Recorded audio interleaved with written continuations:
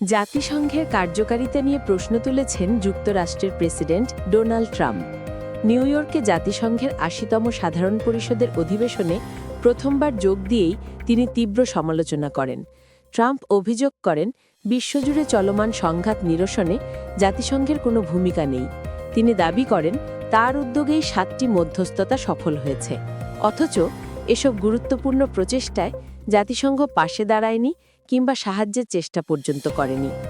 বক্তৃতায় জাতিসংঘের অবকাঠামো নিয়েও কটাক্ষ করে ট্রাম্প বলেন, জাতিসংঘ সদর দপ্তরে গিয়ে তিনি ভাঙা লিফট আর খারাপ টেলিপ্রম্পটার ছাড়া কিছুই পাননি। অথচ তিনি তখন লাখো মানুষের জীবন বাঁচাতে ব্যস্ত ছিলেন। ট্রাম্প প্রশ্ন তোলেন, এত বড় একটি আন্তর্জাতিক প্রতিষ্ঠান থাকলেও তাদের আসল উদ্দেশ্য কি? কেন তারা শুধু ভাষার চিঠি পাঠায় কিন্তু কার্যকর পদক্ষেপ নেয় না? তার ভাষায়, সংকট মোকাবেলায় আমাকেই জাতিসংঘের ভূমিকা পালন করতে হয়েছে। আন্তর্জাতিক বিশ্লেষকদের মতে ট্রাম্পের এই বক্তব্য শুধু জাতিসংঘকেই নয়, বহুপাক্ষিক কূটনীতির কার্যকারিতাকেও চ্যালেঞ্জ করেছে। তবে জাতিসংঘের ভেতরের একাধিক কূটনীতিক বিষয়টিকে রাজনৈতিক প্রচারণা বলেই মনে করছেন। এখন আন্তর্জাতিক মহল তাকিয়ে আছে জাতিসংঘ কিভাবে এই সমালোচনার জবাব দেয়।